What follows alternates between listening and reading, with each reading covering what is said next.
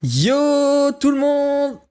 Bienvenue au rendez-vous hebdomadaire. C'est le 5e épisode du Rendez-nous, un peu spécial cette fois-ci, parce qu'on est à Oui. distance. Petite nouveauté, petite innovation. Mais normalement, vous ne vous en rendez même pas compte si tout s'est bien passé. Ouais. Ok, alors cette semaine, déjà grosse news, on a mis ça en titre parce qu'en fait, la SNCF vous propose désormais de payer vos billets de train en plusieurs fois. Bonne nouvelle, ou alors est-ce qu'on est en train de dérailler complètement? Ah, je vois ce que t'as fait là. On verra ça. Aussi, le film Barbie. Toi, t'en as parlé pas mal cette semaine, je crois. J'en ai parlé pas mal sur le stream. Eh ben, c'est interdit. Ça va être interdit. En tout cas, au Liban, apparemment. Ouais, on va en parler. Malgré un droit à l'hébergement reconnu pour un collectif de sans-abri, en fait, ils se retrouvent au final à la rue. C'est une Merde. c'est une news qu'on a cette semaine, on va en parler parce que les enjeux sont très importants. Et on a aussi Nintendo qui sont en train de déposer des brevets, visiblement pour des choses un petit peu étranges et Oui. on peut questionner ces brevets. On va en parler ensemble. Allez, le petit jingle.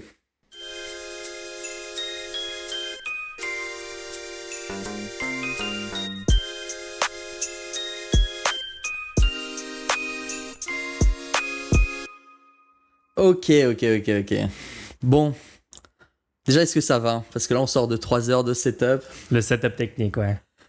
Franchement, je trouve que le résultat final qu'on a obtenu est pas si mal que ça. Ouais, Alors pour les gens qui écoutent en audio, vous avez aucune idée de ce qu'on est en train de dire. Vous êtes en train de vous dire, mais de quoi il parle? Alors c'est parce on stream aussi ce podcast en vidéo et il est disponible aussi sur la chaîne YouTube en vidéo.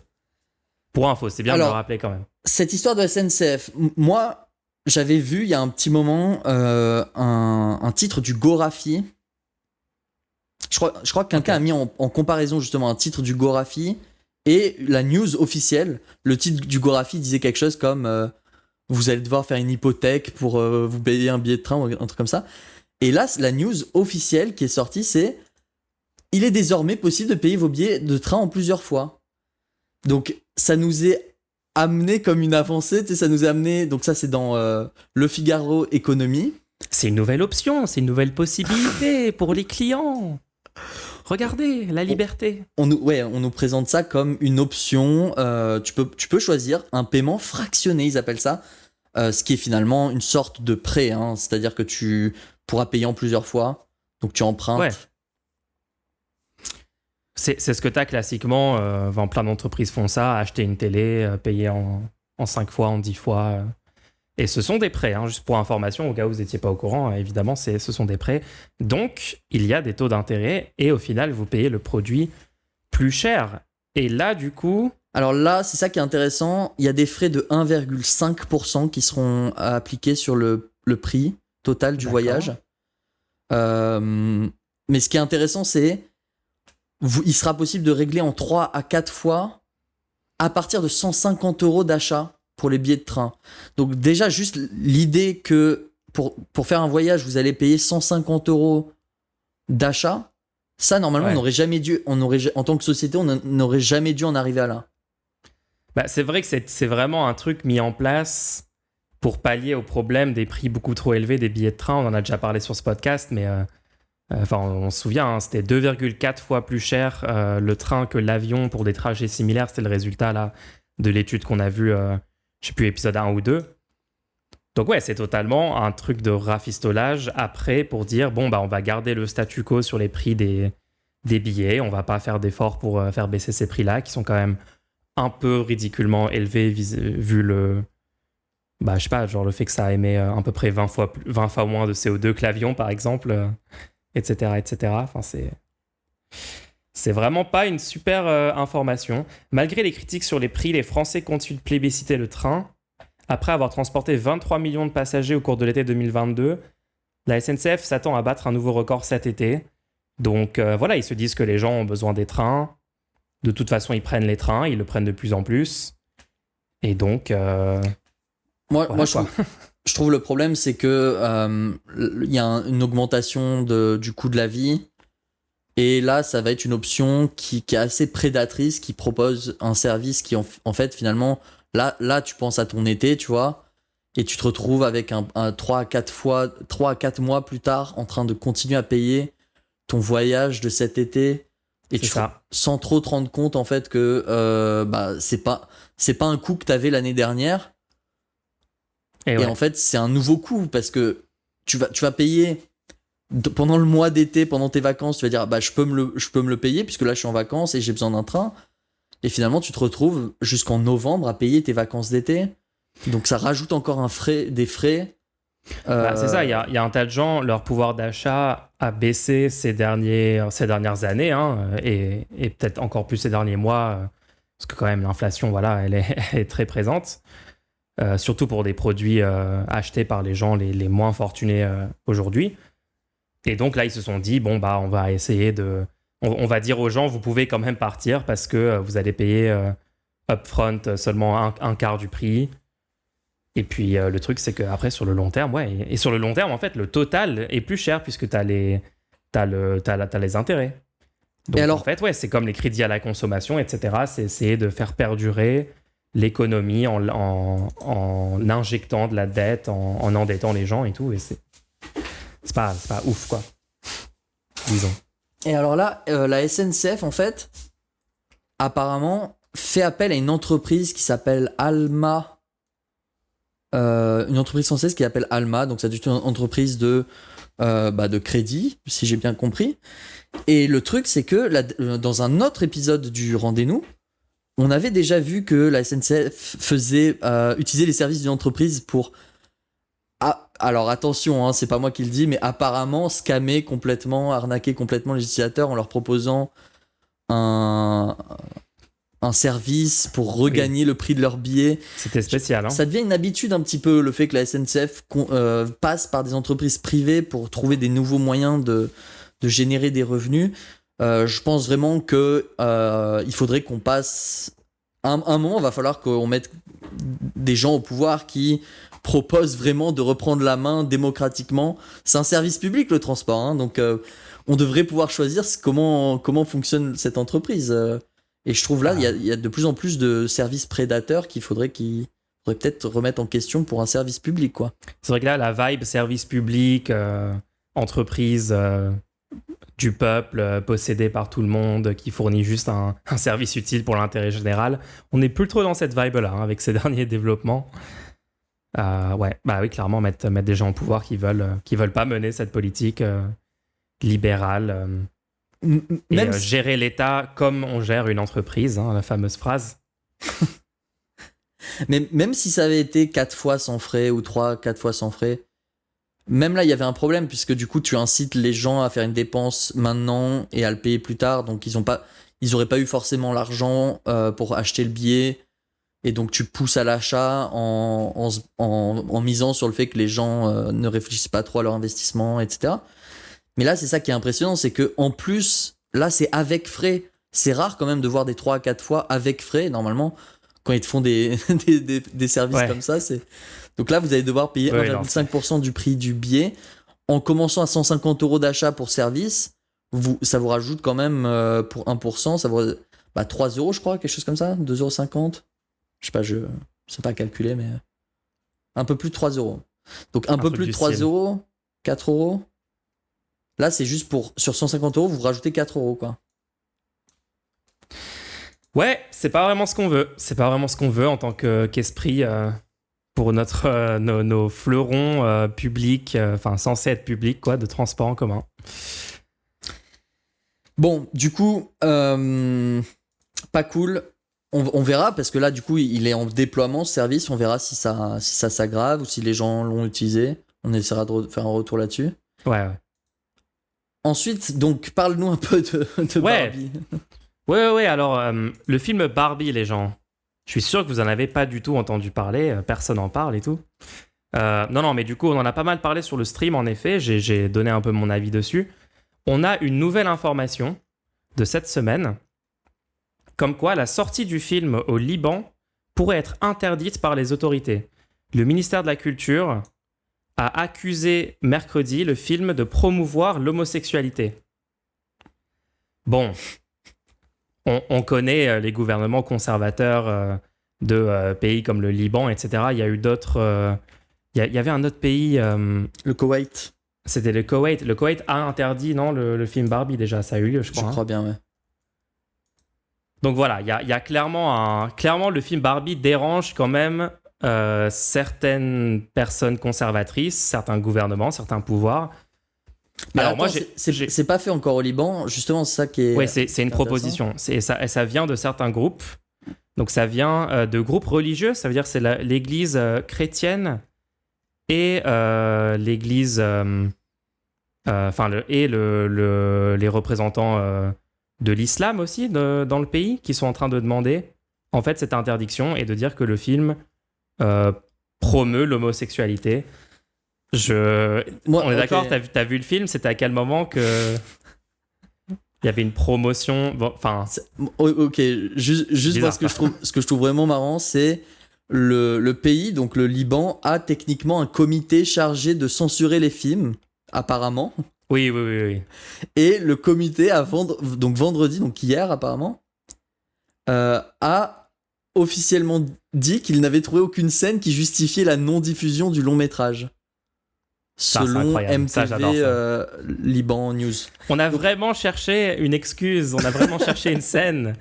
Et ouais, les gars, on est désolé, là, non, mais là, il n'y a rien, quoi. Là, il n'y a rien pour censurer, désolé.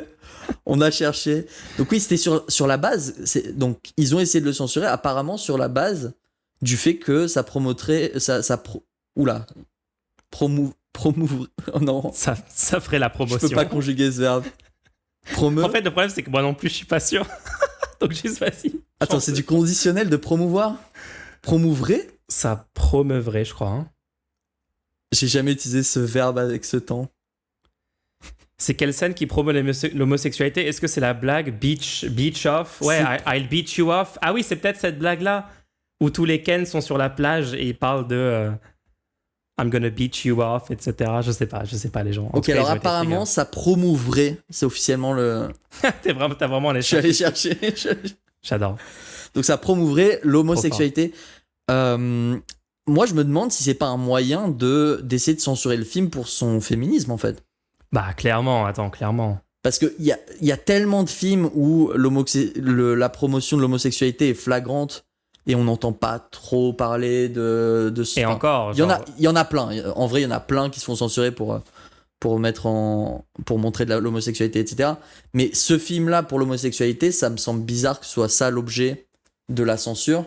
Est-ce que c'est pas devenu tabou de ouvertement censurer un film parce qu'il demande l'égalité homme-femme? Bah, c'est ça, en fait. Le film, c'est en gros une critique du patriarcat. C'est des arguments progressistes pour l'égalité des chances entre les hommes et les femmes. Des critiques de tous les problèmes qui empêchent ça aujourd'hui. Critiques vraiment très, très bonnes, très pointues et assez justes, hein, selon moi. Moi, j'ai vraiment apprécié la façon dont ces sujets-là sont abordés par le film. Et même là, c'est marrant parce que France 24, ils disent « L'histoire se conclut par un message égalitaire et post-genre.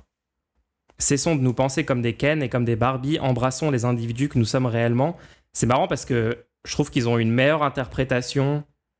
Je trouve que France 24 a une meilleure interprétation du message porté par le film que beaucoup d'influenceurs ou d'influenceuses considérés de gauche qui ont dit que le film... n'était pas assez féministe ou n'était pas assez progressiste et tout. Je sais pas, moi j'ai pas du tout eu cette lecture-là, j'ai apprécié le message. Dans l'article qu'on est en train de lire, donc moi c'est un article que j'ai sur France 24, il y a des propos de Ayman Mana, qui serait donc directeur exécutif de Fondation Samir Kassir, association visant à promouvoir la culture démocratique au Liban et au Moyen-Orient, d'accord ? D'accord. Il y a un propos qui m'intéresse, c'est que selon cette personne, les partis représentés au Parlement reflètent un certain conservatisme de la société, mais qui en fait ne serait pas visible dans la société. Donc la personne dit « Pour autant, je ne pense pas que les Libanais, y compris les franges les plus traditionnelles, aient un problème avec Barbie. Ils ne sont pas mus aujourd'hui par des questions d'ordre moral, mais s'inquiètent de l'effondrement de l'économie, de la justice et de l'État libanais. » Donc c'est marrant que peut-être que de l'extérieur, on entend ça parce que ça se passe au niveau du gouvernement, mais ça pourrait très bien être on n'en sait rien hein, du coup, parce qu'on n'est pas sur place et tout, mais ça pourrait très bien être une manœuvre pour essayer de détourner des vrais sujets en fait du quotidien qui... Oui, bah c'est comme dans morale, tous les pays. En fait. Hein. C'est comme dans tous les pays. Les conservateurs, les représentants politiques des mouvements conservateurs vont mettre en avant évidemment ce genre de sujets. Enfin, dans tous les pays, tu as une déclinaison de la même version basique en fait, ça promeut la dégénérescence, ça va causer la chute de la société, ça va... etc. quoi, la menace. Et puis en plus, là, ils peuvent clairement le présenter comme quelque chose qui vient de l'extérieur, qui vient d'un pays étranger. Enfin bon, c'est comme ce qu'on a en France avec les conservateurs qui disent c'est de la propagande Hollywood, Netflix, impérialisme américain, woke, etc. Enfin, on a des déclinaisons de ces versions-là, de cette rhétorique-là dans à peu près tous les pays. Et bien sûr qu'au Liban, ça n'y échappe pas, quoi. Hein. Donc ouais, apparemment... Hassan Nasrallah, chef du Hezbollah, et un des représentants politiques qui mène cette lutte du coup contre Barbie. En juillet, il avait affirmé que selon la loi islamique, tout homosexuel devrait être tué et avait appelé à boycotter tous les produits arc-en-ciel. Donc voilà, c'est... Et de la même manière... De la même manière, il y a aussi la même chose, avait déclaré le prélat chrétien, les idées qui vont à l'encontre de l'ordre divin et des principes partagés par tous les Libanais doivent être combattues, et dont du coup le rejet de l'homosexualité. Donc en fait, moi ce que je vois, c'est que c'est un conservatisme, souvent les groupes religieux, en fait, pas les religieux eux-mêmes, parce que les religieux eux-mêmes, en général, ils sont capables de changer la vie, etc. Mais les organismes religieux, les églises, institutions, les institutions religieuses font preuve d'un certain conservatisme parce qu'ils se basent sur des textes religieux, en fait. Donc les textes peuvent difficilement changer. L'interprétation peut changer, mais ça prend du temps. Et c'est même pas assuré.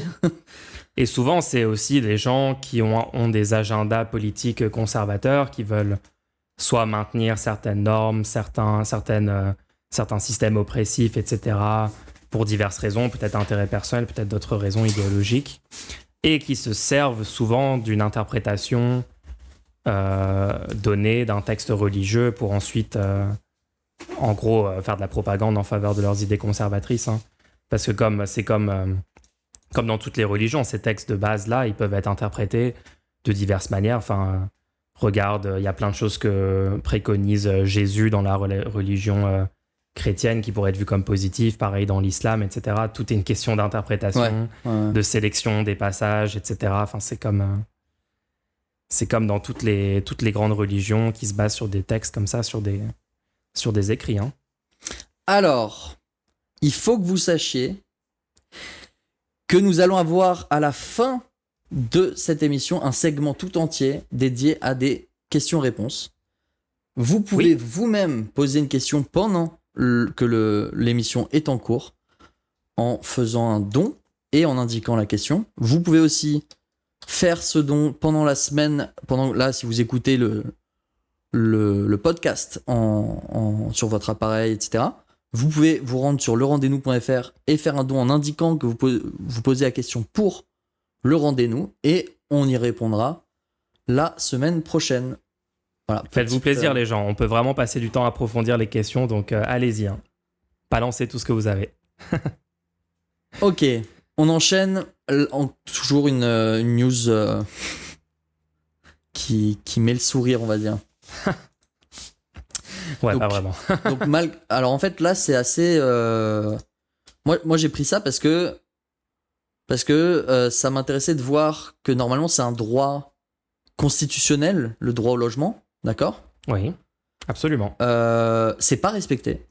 Le droit au logement, même constitutionnel, il est pas respecté. Notre belle constitution qui fonde les valeurs de ce pays qui n'est pas respectée, c'est une honte. Les lois elles-mêmes en fait ne ne permettent pas de respecter ce droit.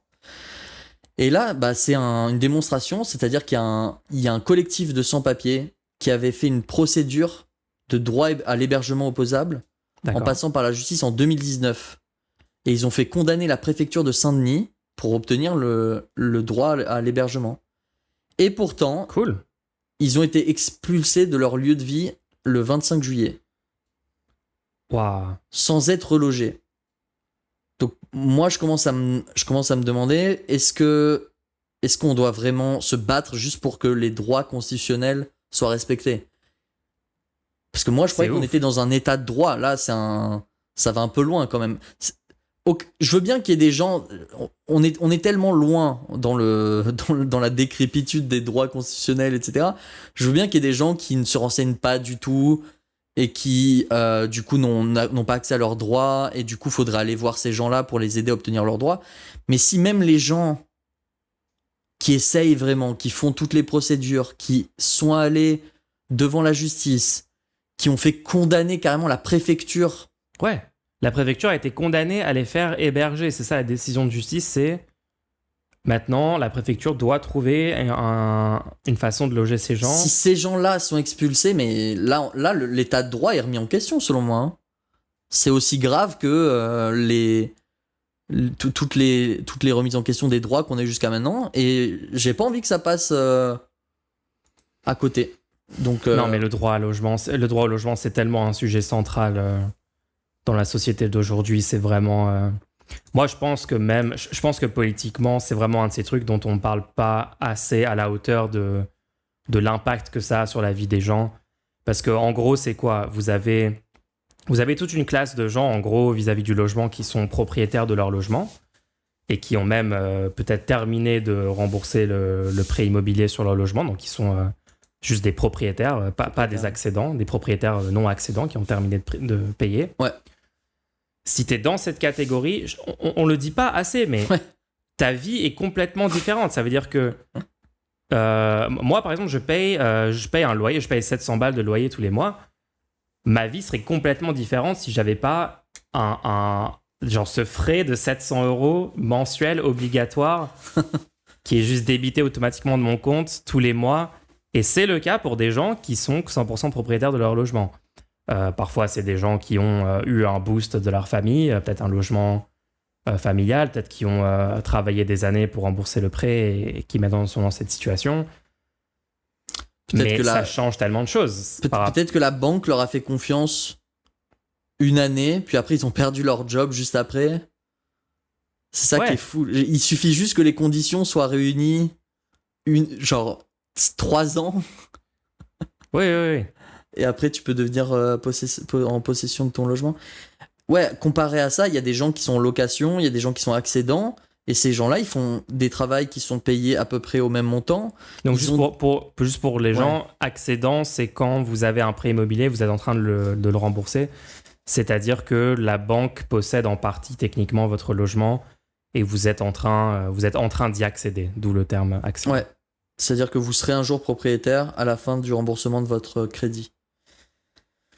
Donc, si vous êtes dans cette situation-là, vous avez peut-être des aides au logement, vous avez peut-être, je sais pas trop quel est. Je crois qu'il y a juste les aides au logement en fait. Les appels, ouais. Si vous avez vos aides au logement, après il y a quand même, selon où vous habitez, pour une personne, c'est environ 500 € d'argent. C'est sûr que vous allez perdre 500 € par mois. Donc juste votre niveau de vie au SMIC par exemple, on prend 2 personnes au SMIC. On est littéralement entre une personne qui a seulement 2/3 du salaire de l'autre, juste pour des conditions de vie précédentes. C'est-à-dire que quand on parle de méritocratie, on est à un stade où il va falloir peut-être la moitié de votre vie pour aller de votre situation à la situation qu'a l'autre personne, en fait. Non, mais c'est fou. Et c'est assez... après, c'est normal. C'est la personne, dans le système actuel, a tout fait pour obtenir son logement. Bravo à ceux qui l'obtiennent. Ceux qui l'ont obtenu de naissance ou un don ou je ne sais pas, c'est cool pour vous. Mais est-ce qu'on n'aimerait pas savoir que tout le monde a un endroit où dormir ? Bah, c'est ça, parce que Même si vous je possédez voulais, votre logement, etc. je voulais lister donc ça, c'est les cas de gens qui au moins sont logés. Et je sais plus c'était quoi les pourcentages. Toi, tu avais trouvé cette stat à un moment. Les gens qui sont 100% propriétaires, c'est du style peut-être 40% environ de la. Alors, il y a 40% qui population. sont propriétaires ou accédants. D'accord, propriétaires ou accédants. Ouais. Et après, dans le reste, tu as un certain pourcentage qui sont du coup locataires. Et après, tu as 300 000 personnes environ en France qui n'ont aucun logement, qui sont sans domicile fixe, qui sont dans la grosse galère là-dessus, qui dorment dans la rue pour la plupart. Je sais pas si on se rend compte, 300 000 personnes, enfin, c'est devenu complètement normalisé, c'est devenu le statu quo. Ouais, non, comme si c'était normal quand on voit des gens comme ça dans la rue, mais c'est pire que ça en fait. Les C'est non-accédants, droit les fondamentaux. propriétaires à 100%, c'est 38% en 2018.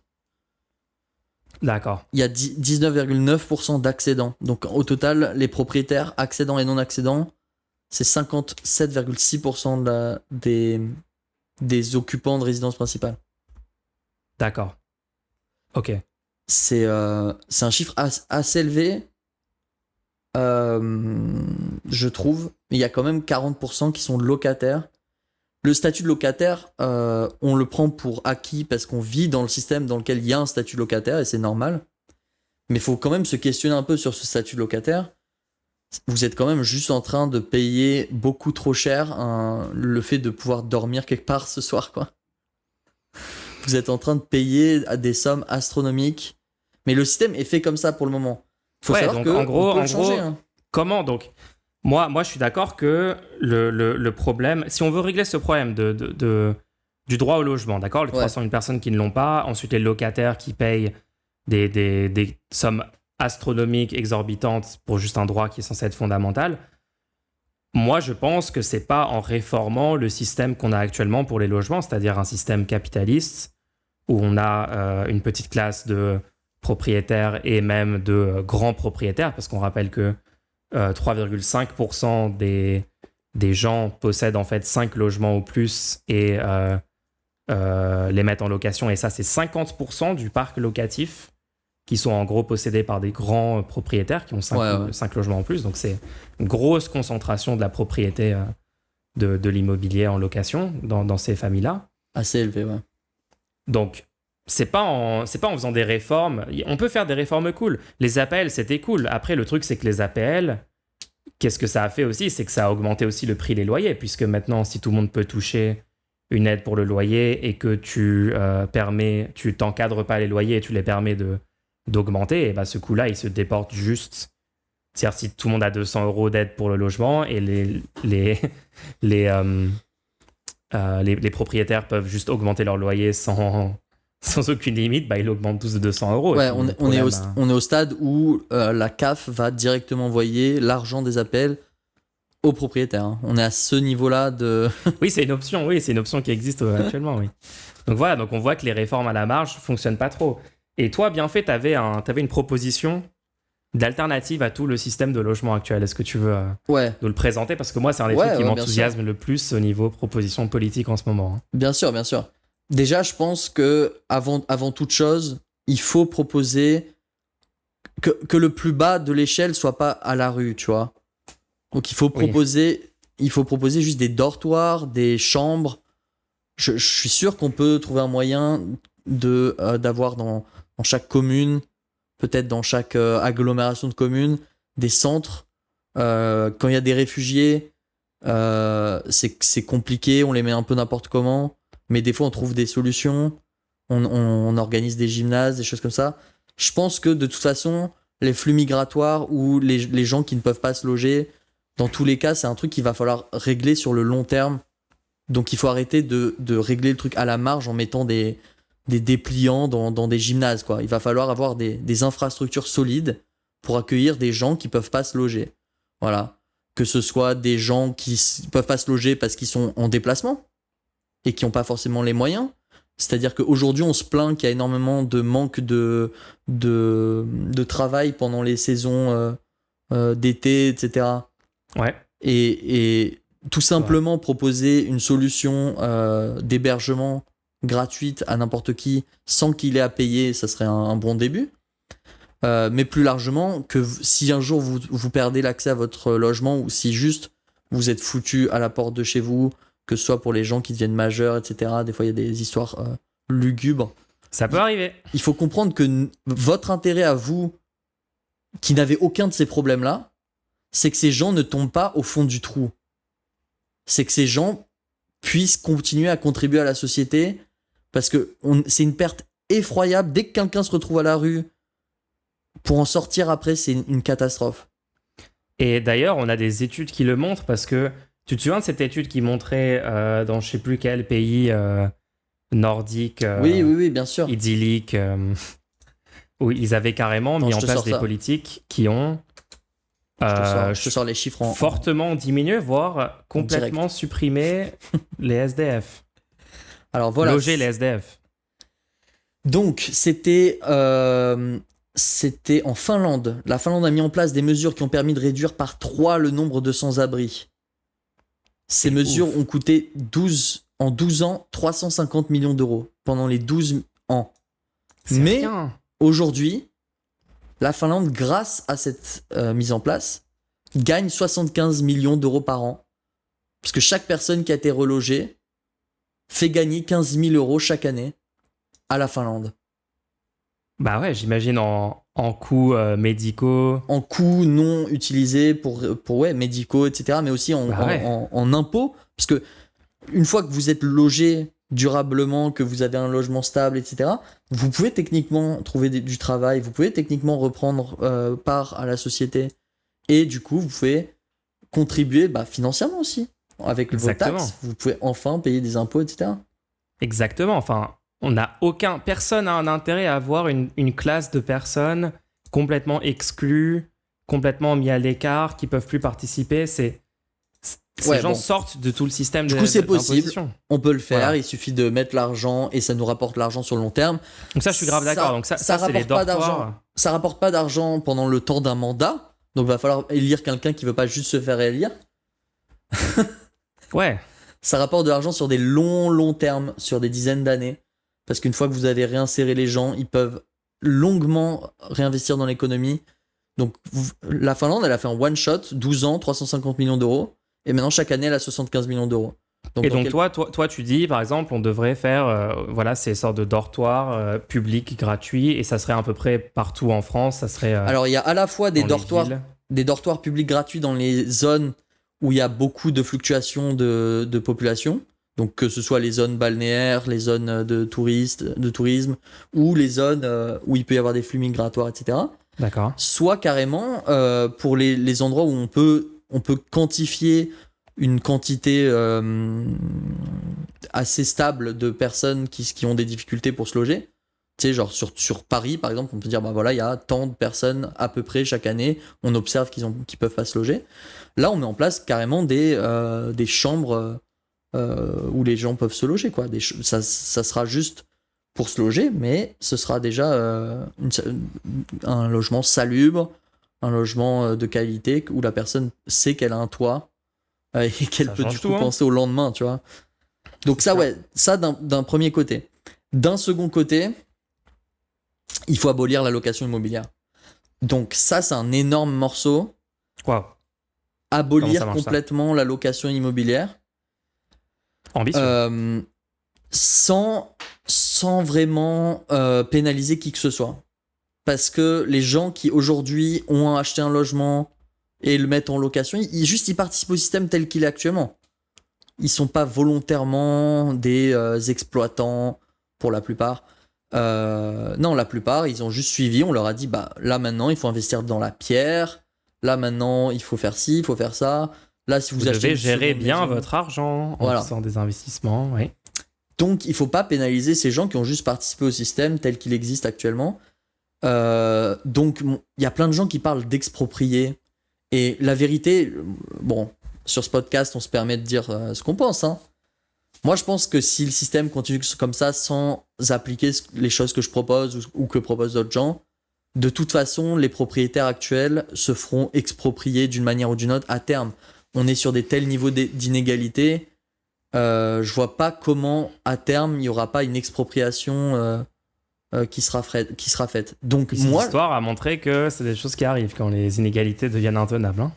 Ou un éclatement de la bulle immobilière, de spéculation immobilière, parce que c'est ça aussi, avec le système de location, on est sur des bulles de spéculation assez folles. Bref, moi je propose un système dans lequel il n'y a pas besoin d'exproprier les gens pour revenir sur un système sensé. Donc c'est un système qui s'appellerait le bail acquisitif. Ce serait un système dans lequel ça ressemble. Le but c'est qu'il y ait le moins de disruption possible avec le fonctionnement actuel des choses. Donc l'idée c'est que la personne qui loge dans un habitat paye au propriétaire précédent du logement chaque mois une somme. Ouais. Ça ressemble à peu près à ce qu'on a actuellement. Pour l'instant, ça ressemble. Sauf qu'à terme, le logement devient la possession de la personne qui habite dedans. Et ça change par contre. C'est-à-dire qu'un locataire qui est là pendant 30 ans, aujourd'hui, au bout des 30 ans, même si c'est lui qui a vécu le logement pendant les 30 ans, qui a payé l'équivalent du prix du logement, voire plus des fois pendant les 30 années, aujourd'hui, il n'a zéro droit. Il a zéro droit sur le logement. Il n'a même pas l'usufruit sur le long terme du logement. Si le propriétaire le veut, le locataire peut être parti dans l'année.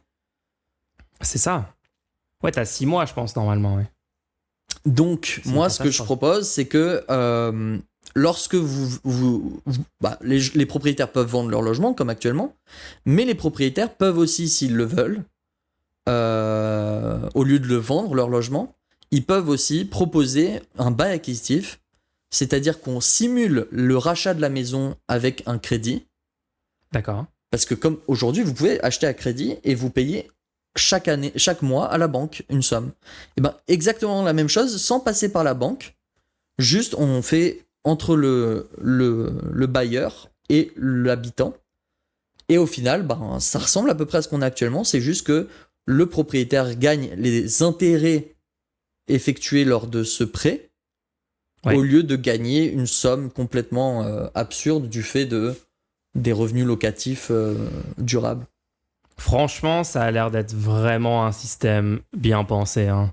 On a eu pas mal de questions à propos de ce système depuis On vous en des parlera mois. plus. On vous en parlera plus.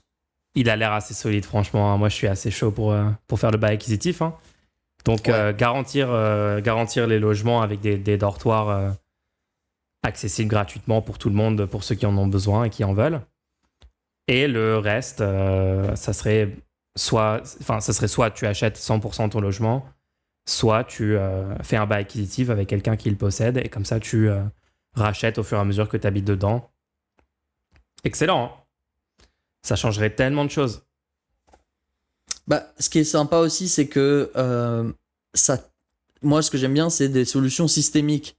Et là, quand on regarde l'effet du système qu'on mettrait en place, le système, il tendrait à la possession du logement, pour chaque personne, la possession du logement dans lequel ils habitent. Ouais, sur le long terme. Totalement. Et ça, c'est assez cool. Extrêmement cool. Pourquoi on le fait pas? On va le faire. Ok. Bon, on en reparlera, en tout cas. Yes. Moi, on en discute depuis un bon moment sur cette chaîne, peut-être 1 an. Et moi, de mon côté, je suis en train de réaliser des petites vidéos, des choses comme ça. Du contenu. Donc, on vous en reparlera. Et si vous avez des questions à propos de ça, n'hésitez pas à les poser, bien sûr, en faisant un don au Rendez-nous. Yes. Alors changeons un peu de sujet parce que... Ouais, on va parler de Nintendo. Tu sais très bien, je pourrais parler des heures. Je sais que tu peux en parler des heures. Tu bail acquisitif. Mais le problème, c'est normalement dans une discussion, il y en a un qui arrête l'autre. Mais je crois que toi aussi, tu pourras en parler des heures. Mais c'est ça. Non, mais parce que je suis désolé, c'est une des propositions phares, quoi. Genre, c'est tellement important. Ok, donc en fait... Parlons un peu de Nintendo. Nintendo, moi j'ai adoré Tears of the Kingdom, le dernier Zelda. Excellent, sauf les graphismes, mais à part ça... Graphisme incroyable graphisme. Honnêtement, la dernière fois, j'étais en train juste de jouer, et là, je crois pendant 5-10 minutes... Ils auraient pu faire plus que 144p. J'ai juste regardé un lever de soleil. J'étais au niveau d'une sorte de cathédrale. et il y a le soleil qui s'est levé sur l'horizon et tout, et ils ont vraiment réussi les effets de lumière. Ah non, mais j'adore. C'était Moi, je juste rigole, bien incroyable. sûr. La vibe est incroyable. La musique dynamique. J'ai vu une vidéo sur la musique dynamique de TOTK. Ils ont fait des systèmes très impressionnants et ça. Mais personne bref, pourra j'adore la plus vibe. jamais, personne pourra plus jamais faire un jeu comme celui-là. Oups. Bah, comment ça se fait? En fait, on s'est rendu compte que Nintendo avait déposé des brevets. Et en général, pourquoi pas? Allez, dépose des brevets sur des choses assez spécifiques de ton jeu, qui sont vraiment des choses que tu veux pas que tes concurrents reproduisent. Ouais. Mais là, il s'avère qu'ils ont déposé des brevets pour des choses qui sont vraiment trop normales, des choses qu'on s'attend à voir dans n'importe quel jeu. Et du coup, moi, je me demande même comment est-ce qu'ils vont faire pour pouvoir appliquer ces brevets-là. Donc juste, je vous donne un exemple. Il y en a des quinzaines de brevets, hein. Donc on va pas tous les citer, mais je vous donne 2-3 exemples qui ont été repérés par... donc là, c'est un utilisateur de Twitter, je dirais pas X, Twitter, Ben Porter, ok. Il a repéré donc que par exemple, un des brevets, c'est quand il y a un personnage sur un véhicule en mouvement, D'accord. même pas un véhicule en mouvement, un objet en mouvement. Quand il y a un personnage sur un objet en mouvement, le personnage se déplace automatiquement dans la même direction et à la même vitesse que l'objet en mouvement. Attends, c'est littéralement la conservation du moment cinétique. Genre, c'est une loi fondamentale de la physique qui est juste modélisée dans les jeux vidéo depuis la nuit des temps. Le fait que le personnage bouge avec la plateforme qui bouge en dessous de lui. Genre, je suis dans GTA, je monte dans une voiture. Le fait que C'est illégal, c'est devenu illégal. le fait que mon personnage ne reste pas juste statique et la voiture avance toute seule et je glitch à travers la voiture, c'est de cette feature-là qu'on parle en fait. Hein.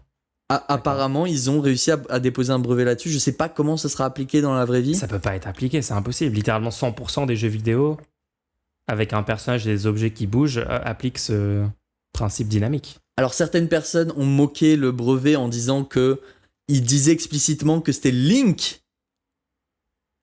Oui, ils ont mis Link dedans, donc ils sont en train de dire non mais c'est que Link des ne jeux peut avec pas Link. bouger. Du coup, donc, Et ça servira à quoi? est-ce que pourquoi vous déposez un brevet pour juste Link? Mais ouais, Link étant le personnage, pour ceux qui ne connaissent pas, étant le personnage principal du jeu. Hein. Donc, dans le brevet, ils ont dit que c'était Link qui bougerait. C'est pas avec Zelda une le vitesse. personnage principal? Et non, ça c'est un piège de premier niveau. Un deuxième brevet, juste pour avoir la vibe hein, des brevets déposés. Quand ton personnage marche, il regarde les points d'intérêt. Hein? Par exemple, il Comment marche, ça? à côté de lui il y a un tableau, il regarde le tableau. D'accord. Le fait que ton personnage regarde des choses. Et ces patterns sont pas rétroactifs, donc c'est juste à partir, genre ça fait des décennies que tous les jeux implémentent ces trucs-là, et juste à partir de 2023, août 2023, ça y est, genre maintenant. Je ça sais pas appartient. comment ils vont les appliquer. C'est bizarre. Hein. Ces patents ont été déposés auprès de quelle autorité? Parce que Bonne question, il comment faudrait ça que je marche regarde. en fait? C'est assez compliqué les patents. Hein. Là, le patent, là, on peut le voir sur Google Patents, donc qui référencie. C'est aux États-Unis. C'est Nintendo Co. Limited qui l'a déposé. Mais je sais pas vraiment. D'accord, Ouais. aux États-Unis. USPTO Patent Center. Enfin bref. Moi, ce que je pense, c'est que ce qu'ils sont en train de faire, ils déposent plein de brevets. Comme ça, si jamais il y a quelqu'un qui copie-colle Tears of the Kingdom, ils auront un énorme dossier. Le problème, c'est que quand tu prends juste les brevets un par un, ça n'a aucun sens de breveter ces choses-là. Et même, on pourrait se demander, les brevets. Les brevets en général, hein. C'est vrai qu'il y a une grosse question autour de ça. Alors, je pense qu'on a eu une question, Oui, on a... justement. Ouais. Donc, on va passer du coup aux questions. Parce que... On passe au segment de questions-réponses. On a eu une question, je crois que c'était il y a quelques jours. Donc, vous inquiétez pas, hein, si on traite pas votre question, on la reprend. Posez-la. On a reçu une question tout à l'heure en stream. Merci beaucoup pour la question, on répondra. Donc ouais, on a eu une question. Comment la propriété intellectuelle, copyright, brevet, secret industriel, marque déposée, est gérée dans votre système? Comment c'est compatible avec le bon fonctionnement des coopératives entrant en concurrence sur le marché libre et non faussé? Grosse question. Alors, très intéressant. Comment on fait? Est-ce que je te dis, moi, comment je l'imagine? Honnêtement, je sais pas si tu m'as déjà décrit en détail comment tu imaginerais un meilleur système de propriété intellectuelle, brevet, etc. Moi, c'est toujours un sujet où j'ai du mal parce que je sais que dans le système actuel, il y a des trucs positifs, il y a des trucs négatifs. Ce que je vais Avec faire, le je brevet. vais te poser des questions pour voir ce que tu en penses, ok? Vas-y, décris-moi. Est-ce qu'on a vraiment besoin des brevets eux-mêmes? Bah, j'ai envie de dire que moi, je vois des situations où le fait qu'il y ait quand même dans les institutions la possibilité de déposer un brevet sur une idée que toi tu as eue, sur laquelle tu as investi beaucoup de moyens, peut-être plutôt sur le côté propriété intellectuelle de quelque chose de créatif que tu as toi-même inventé. Je vois quand même une utilité pour des citoyens Alors attention, à avoir un tel mécanisme. tu sur vois. quelque chose de créatif, c'est pas des brevets, hein. Ça, c'est de la propriété intellectuelle, c'est du droit d'auteur. Il y a une différence. Déjà, peut-être, ça serait intéressant de. Est-ce qu'il y a une frontière nette entre... Ouais, ce serait intéressant de faire la différence. Il y a différentes choses. Il y a d'un côté la propriété intellectuelle qui, elle, c'est quand tu crées des personnages, des histoires, des mondes, des images, des œuvres artistiques, etc., etc., etc. D'accord. D'un La autre côté, musique. tu as ce qui s'appelle les trademarks. C'est le petit TM que vous avez à côté des noms, des logos, etc. Marque déposée. Donc la marque déposée, ça permet pour ton entreprise de pouvoir avoir une marque que elle seule peut déposer sur ses objets, sur ses créations, pour pouvoir te distinguer. Donc personne n'a le droit, par exemple, de créer des ordinateurs Apple. Il y a un trademark déposé pour tout ce qui est ordinateur avec le mot Apple. Ce qui est intéressant d'ailleurs, les trademarks sont par domaine. Donc tu peux pas déposer un trademark pour tous les domaines. Enfin si, tu pourrais théoriquement, mais c'est assez cher. Enfin, des fois, on te le refuse parce que c'est Ouais. trop large. Moins probable. Par exemple, un trademark Apple pour les fruits, je pense qu'ils te diraient non parce que Je crois qu'ils l'ont pas tenté à un moment. Je crois Si, qu'ils ils l'ont tenté, ils l'ont tenté. Et pour terminer, il y a les brevets qui, eux, les brevets, c'est sur des innovations, sur des inventions. Quelle est la différence avec les brevets? C'est que théoriquement, ton invention, tu pourrais décider de ne pas la breveter. Dans ce cas-là, personne ne sait comment tu as fait. Et du coup, tu peux produire un produit sans que personne sache comment tu l'as fait. Oui, parce Et que du- déposer un brevet rend public... Attends, laisse-moi l'expliquer. Je te laisse. Pardon, désolé. Tu pourrais juste mettre ton invention, la commercialiser et te dire ah super, personne ne connaît comment j'ai fait mon invention, du coup je suis le seul à la faire et du coup je vais me faire plein d'argent. Sauf que il suffirait qu'un petit malin regarde un peu, achète ton produit, regarde un peu comment c'est fait et réussisse à le reproduire et le commercialiser. Et alors c'est foutu, c'est-à-dire qu'il peut juste commercialiser le produit en face de toi. Et même si tu as gardé secret l'invention, quelqu'un le sait le faire. Et du coup, c'est là qu'arrive le brevet. Le brevet propose de dire, bon voilà, vous nous dites comment vous avez fait, officiellement. Vous nous écrivez une belle page en expliquant comment fonctionne l'invention. Mais en échange, officiellement, tous les gens qui utilisent cette technique, à partir de maintenant, doivent vous payer s'ils veulent utiliser l'invention pendant, je crois que c'est 15 ans actuellement. Et en vrai, c'est plutôt une bonne idée, déjà on peut le reconnaître, parce que ça permet d'ouvrir le savoir en empêchant les gens de se dire il faut absolument pas que les gens découvrent comment j'ai fait, etc. Selon moi, il y a deux gros problèmes. Je dis ce que je pense être les deux gros problèmes du brevet, Ouais. après je te rends la parole. Vas-y. Déjà, c'est que si jamais tu trouves comment faire sans regarder jamais le brevet, tu dois quand même payer. Oui, genre indépendamment, t'arrives aux mêmes solutions techniques. Bah oui. Ouais. C'est courant, hein, c'est courant. Ce qui est assez triste finalement, parce que juste t'arrives un peu plus tard. Mettons que t'es une génération plus tard et tu inventes une technologie et t'aimerais la commercialiser. Là, on te dit non, quelqu'un avait déjà trouvé comment faire. Donc même si vous avez investi tout le travail pour faire ça et que vous avez réussi à le faire, vous devez payer un brevet à quelqu'un random que vous connaissez même pas. Genre. Tu sais, on t'apprend des fois, genre oui, dans l'Indiana, il y a Joey qui avait déjà trouvé comment faire ça. Ouais. Et t'es là en mode, ouais, bah, J'avais pas cherché les 8 millions de brevets existants pour trouver cette Ah ouais, solution. non, mais ça arrive tout le temps, hein, c'est sûr. Et d'un autre côté, le deuxième problème selon moi, c'est que on n'est pas tous égaux face au dépôt de brevets. Alors oui, c'est clair qu'aujourd'hui, plus tu as de moyens financiers, plus tu vas pouvoir connaître les systèmes de brevets, donc facilement les déposer, ensuite les faire respecter grâce à ton armée C'est ça. d'avocats qui peuvent aller attaquer tout le monde qui utilise quelque chose, et donc ça se termine en grosse bataille juridique, et là il faut des moyens financiers, donc c'est moi c'est.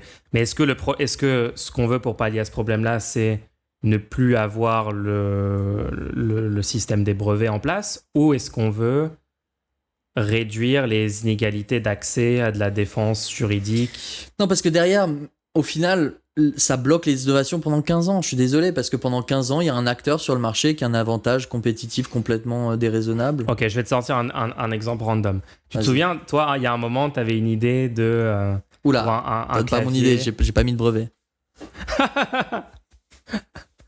Ok, vas-y, je balance pas ton idée. Donne pas mon idée en live, là. Ok. Je l'ai pas breveté. T'as eu une idée. Patent pending. T'es en train de démontrer que finalement, il faut des brevets. mais non, je suis en train de déconner. Je rigole. Ok, donc, Ok. toi, t'as ton idée de produit. Tu vois que personne l'a vraiment essayé, en tout cas pas de la façon dont toi tu veux le faire, etc. Tu travailles pendant des années pour le développer toi-même. Ouais. Tu commences à le vendre, etc. Et et en fait, ça a plutôt du succès. C'était plutôt une bonne idée finalement. Et peu de gens y avaient pensé, mais toi, tu as été le premier à y penser. Ouais. Et ça commence à se vendre, ça commence à faire parler le produit, etc. Et là, au bout d'une semaine, il y a Google qui annonce qu'ils vont faire plus ou moins exactement le même produit, parce que juste eux, ils n'avaient pas eu l'idée, mais ils ont vu que finalement, c'était une bonne idée parce que toi, tu l'as trouvé l'idée. D'accord. Est-ce que tu penses que cette situation est problématique? En fait, le truc, c'est que Parce que du coup, eux, actuellement, ils ça a vont déjà juste lieu. copier-coller, Ouais, ils vont ouais. tout distribuer et ils vont avoir 100% Ok. des Actuellement, ça a déjà lieu. revenus. Ouais, ok. Actuellement, ça a déjà lieu. Le brevet ne permet pas d'empêcher le problème que tu es en train de dénoncer. Bah, actuellement, Google va juste copier le produit et attendre que tu fasses un procès. Ouais, et t'auras pas les moyens de Et gagner ils vont... le procès. Non, ils vont te montrer 8 brevets que tu es en train d'enfreindre dans ta création, qu'ils ont déjà déposés il y a 8 ans. Parce qu'ils déposent tous les jours D'accord. 453 brevets sur tout. Il y a des brevets sur le swipe, il y a des brevets sur le pinch to zoom, il y a des Je suis brevets... d'accord avec toi. Ouais, je suis d'accord avec ça. Je suis d'accord qu'actuellement, ce problème-là existe et en fait, le Regarde système des Snapchat. brevets actuel n'a pas réussi à... Snapchat a régler ce refusé qu'on l'achète. problème. D'accord. Dans quelle application t'as pas des stories aujourd'hui? Oui, non, c'est généralisé. Facebook a juste copié. Une fois que Facebook, on lui a dit non, t'auras pas Snapchat, on se vend pas. Ils ont juste dit bon, bah, on refait Snapchat. Du coup, est-ce que dans ton système, tu aurais une solution à cette situation, ou est-ce que tu dirais plutôt, bah oui, ces choses-là vont arriver, mais ça vaut pas le coup d'implémenter tout le système de brevets parce que de toute façon, ça redonnera un truc similaire à aujourd'hui, où en fait les brevets profitent plutôt aux gros Déjà, et pas aux petits. Est-ce que les petits, comme tu dis, dans la situation actuelle, ils ont peur d'essayer de créer, puisqu'ils ont peur d'enfreindre un brevet, justement? Est-ce que c'est pas les petits qui pourraient plus facilement intégrer les marchés en proposant des créations, en se basant sur des brevets existants justement pas en se basant sur des brevets existants, en n'ayant pas peur de dépendre de brevets, etc. Ouais. Et le fameux truc comme quoi les brevets permettraient le partage du savoir, etc. Je suis désolé, mais quand tu regardes, tu peux littéralement faire une loi qui dit que toutes les innovations qui permettent de sauver des vies sont achetées ouvertement par l'État et t'as pas le droit de la commercialiser. Ok, non, là-dessus, je suis L'État peut entièrement juste d'accord. financer les technologies qui sauvent des vies. Sur tout ce qui est sur les trucs qui sont médicaux, qui sauvent des vies, même sur tous les trucs médicaux en général, je suis assez d'accord pour abolir entièrement les brevets. Quelqu'un Et m'avait juste dit... obliger à ce que ça soit du domaine public, ouais. Ouais, quelqu'un m'avait dit, mais les brevets c'est cool, ça pousse à l'innovation, parce qu'une fois que tu as trouvé l'innovation, tu peux la rémunérer grâce au brevet. Bah, est-ce qu'on peut pas être content d'avoir trouvé l'innovation parce qu'elle sera rémunérée, parce que on a décidé collectivement qu'on voulait trouver des médicaments, on voulait trouver des... Ouais.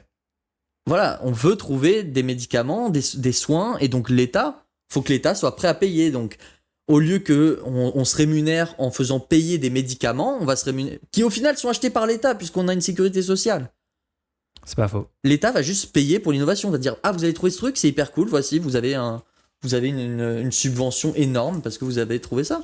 Et du coup, on continuera à financer l'innovation.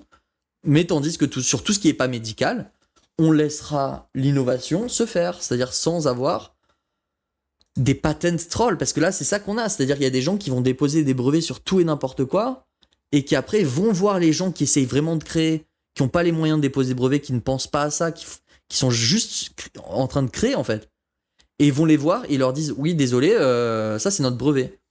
Moi par exemple, il y avait quelque chose qui s'est passé récemment, il y a GNOME, donc qui est l'équivalent de votre bureau sur Windows, le bureau, mais pour Linux, ok. Ils ont eu un procès récemment à cause d'un brevet comme quoi pour leur visionneur de photos, un logiciel de visionnage de photos. D'accord. Il y a une société qui a porté plainte contre un logiciel open source de visionnage de photos sur Linux. Parce que je crois que leur brevet, c'était de pouvoir envoyer une photo directement vers une imprimante. Quoi ? Alors, c'était ça l'innovation, c'était un truc comme ça. Ah ouais, non. J'ai pas la news exacte, faudrait la retrouver, mais juste pour non, vous mais dire. je suis d'accord. De toute façon, mais tu sais qu'il y a des entreprises entières, Oui. des cabinets d'avocats entiers qui sont spécialisés dans le patent troll et se faire de l'argent en attaquant à peu près n'importe qui. Ouais, non, c'est une catastrophe. Je suis d'accord. Alors, ouais, et puis en plus, j'ai aussi l'impression que la plupart des gens qui produisent in fine des innovations scientifiques, technologiques, ont des idées, etc. comme ça, est-ce que c'est vraiment l'argent, le fait d'avoir le brevet ou des choses comme ça qui sont recherchées dans ces choses-là? Enfin, avant d'avoir le système de brevet, l'humanité produisait tous les ans des innovations technologiques, scientifiques, etc.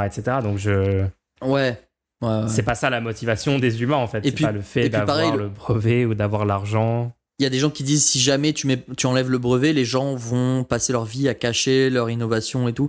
Là actuellement, tant que t'as pas un prototype, tu dois le faire ça. Puisque tant que t'as pas le prototype, tu peux pas déposer le brevet, il est pas recevable. Tant que t'as pas un système fonctionnel, et c'est très loin dans le développement avant d'avoir des systèmes fonctionnels. Et en plus, pour déposer le brevet, il faut déjà avoir toute une équipe. Tu peux essayer de déposer le brevet tout seul, mais au final, il sera sans doute pas recevable par la suite quand tu essaies de l'appliquer, si t'es pas conseillé et tout. Donc, ça crée une énorme barrière d'entrée pour les gens. Pour moi, il y a pas de point positif, il y a que des points négatifs.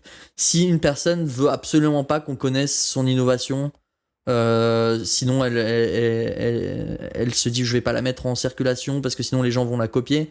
Je suis désolé, mais normalement, t'es fier de ton innovation parce que ça sert aux gens.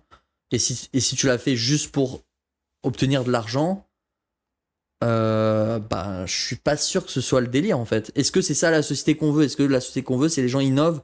Parce que moi, la société que je proposais, c'est les besoins vitaux sont garantis.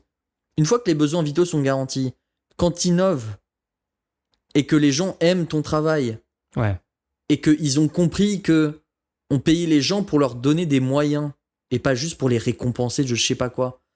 Pourquoi t'irais donner de l'argent à une personne qui aurait juste copié-collé le truc de l'autre ? Non, actuellement, il y a déjà plein de gens qui n'ont pas de brevet.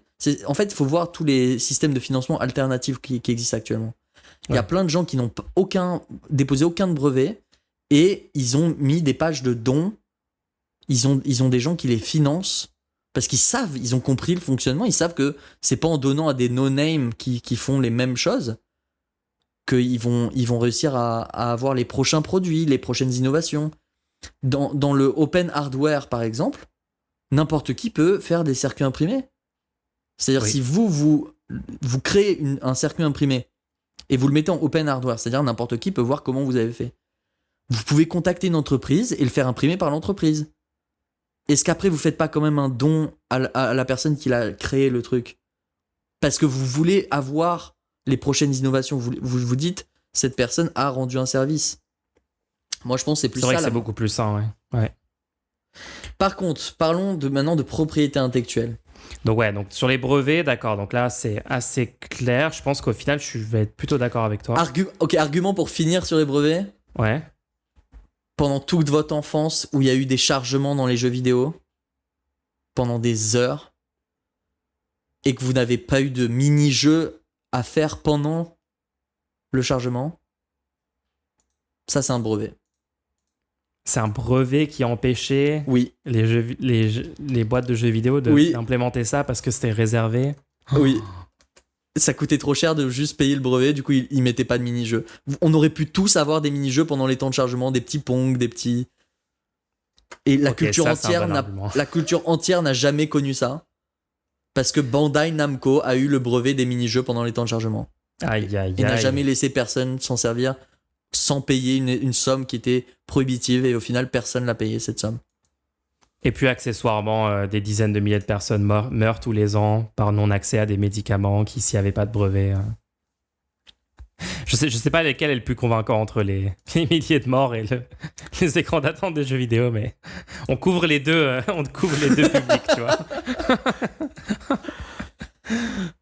Ok. Ouais, non, c'est pas fou. Propriété intellectuelle maintenant. D'accord. Propriété intellectuelle. Donc là, on parlerait plutôt de création artistique, musicale, graphique, dessin animé, film, séries, vidéos, etc., etc. Donc comment toi t'envisagerais ça au niveau légal? Parce que déjà, c'est quoi la différence avec les brevets? Parce que si tu dis que les brevets, par souci d'intérêt général, en fait, tout le monde devrait pouvoir reproduire l'innovation, etc. Est-ce que artistiquement, du coup, quelle est la différence?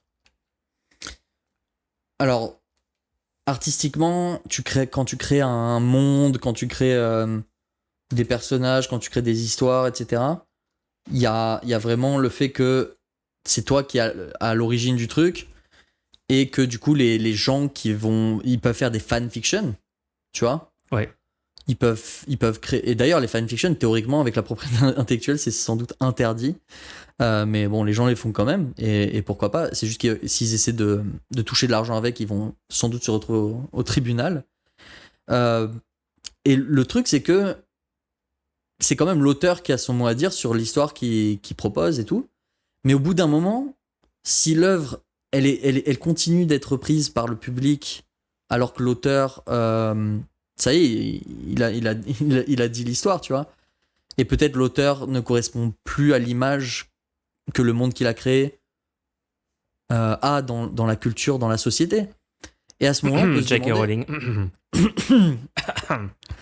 Et à ce moment-là, on peut se demander, est-ce que c'est normal que c'est encore une personne qui décide légalement qu'est-ce qui peut arriver à des personnages fictifs 50 ans après la création de l'histoire, et après que c'est complètement dans la culture quotidienne de tout le monde sur Terre? C'est vrai que c'est peut-être pas sûr que c'est la meilleure chose à faire. Hein. Ouais. On est à un stade où là, je peux dire, je pense Harry Potter, quand il est plus grand, voilà, il y a un de ses enfants qui lui explique qu'il est, que c'est un gros lipcock. Que son genre de naissance ne correspond pas à son genre qu'il ressent, tu vois. Moi, je pense que c'est ça qui se passe dans l'histoire, tu vois. Mais je pense que ça se passe. Par contre, c'est pas l'histoire, attention, parce que légalement, c'est pas une blague, légalement, je suis en train de parler de personnages créés par... Ils arrivent chez toi, là, ils viennent te chercher. Oh, non. Ouais. Et en fait, moi, ce que je pense, c'est que ça peut être utile quand une personne crée une œuvre originale. On voit qu'il y a des trilogies, on voit qu'il y a plusieurs tomes, quand il y a des livres qui sortent, etc. Plusieurs jeux qui sont créés pour une même propriété intellectuelle. Et ça peut être intéressant de laisser un certain timing à l'auteur original de développer en totalité l'œuvre qu'il voulait. Ça, je pense que ça peut être utile sans qu'il y ait des interactions avec d'autres personnes qui essaient de mettre en compétition une histoire parallèle en reprenant le monde et les personnages créés par l'auteur original. Je pense que ça peut être cool pour la création de savoir que tu peux sortir publiquement une histoire et que tu vas pouvoir continuer cette histoire en ayant la paternité officiellement, tu vois, pendant quelques temps, sans que n'importe qui puisse légalement publier des histoires sur le même sujet, etc. Par contre, le temps aujourd'hui qu'on a est beaucoup trop élevé. Il faut absolument que dans la vie de l'auteur, la personne perde les droits pendant sa vie. Il faut absolument que ce soit le cas, ça. Pourquoi je dis ça ? Donc tu dirais peut-être 5-10 ans, quoi. Déjà, je pense que si tu... 5-10 ans, 5-10-15 ans, faut absolument pas que ça dépasse 15 ans. D'accord. Je pense 15 ans, c'est déjà bien. Juste imagine, par exemple, sur 15 ans, tu peux créer des énormes événements de ce... Ouais, c'est long, 15 ans. Des événements culturels. Tu vois, tu peux vraiment créer une culture autour de la propriété intellectuelle, tu vois. Oui. Tu peux créer un phénomène pour toute une génération. Et là, laisse la génération reprendre le flambeau. Laisse la génération posséder la propriété intellectuelle. Parce que là, tout le monde parle de Superman. Tout le monde parle de Batman. C'est devenu mythologique pour des générations. Ouais, c'est comme la mythologie grecque à l'époque, c'est pas patenté, c'était pas la propriété privée d'un groupe, quoi. Et pourtant, tu ne peux pas faire d'histoire contenant Superman. Imagine de pas pouvoir faire d'histoire contenant des vampires. Ouais, les gobelins, t'as pas le droit. Parce que à une certaine époque, tu vois, les vampires, ça fait partie de notre culture. À une certaine époque, on les a créés, les vampires, tu vois. Mythologiquement, tu vois. Enfin, ils existaient déjà les bois, dans les endroits sombres et tout. On va pas... Non, mais tu comprends ce que je veux dire. Oui. Il faut qu'on puisse continuer culturellement. Il faut que la culture puisse s'enrichir de manière libre de toutes ces œuvres que créent les gens et qui deviennent qui se répandent à l'échelle de toute une société. Je suis désolé, le monde d'Harry Potter, par exemple, je vois pas trop ce qu'il a à faire aujourd'hui avec l'auteur original. Toute une génération a été marquée par tous les livres et les films. Ces gens-là, quand c'est en 2001, je crois, qu'est sorti le premier film. Même les gens, allez, on prend le truc le plus optimal, ok ? C'est un enfant de 3 ans au cinéma en 2001, d'accord ? Ouais. Aujourd'hui, la personne a 26 ans. C'est bon, maintenant que la personne elle a 26 ans, je pense qu'elle-même doit pouvoir parler de ce monde. Totalement, hein. Je suis d'accord. Hein. 15 ans, en vrai, c'est suffisant, je pense. Après, j'essaie de te prendre des contre-exemples pour voir. Allez. Imagine un petit auteur a écrit tout un monde fictif, imaginaire, mais vraiment super travaillé. Mais en fait, son histoire, il l'avait publié en livre sur son site personnel, en e-book, etc. Mais ça n'avait pas vraiment eu de succès. Et 15 ans après la fin de la réalisation de toute cette œuvre-là, qui est restée relativement inconnue, t'as une grosse boîte de production qui tombe dessus, qui se dit on va faire des films. Est-ce qu'ils peuvent juste choper 100% des personnages, de l'histoire, du monde, etc. Je pense faire un max d'argent avec. Je pense que je vais revenir sur ma réponse par rapport au brevet. Est-ce qu'on veut que l'innovation n'existe pas ?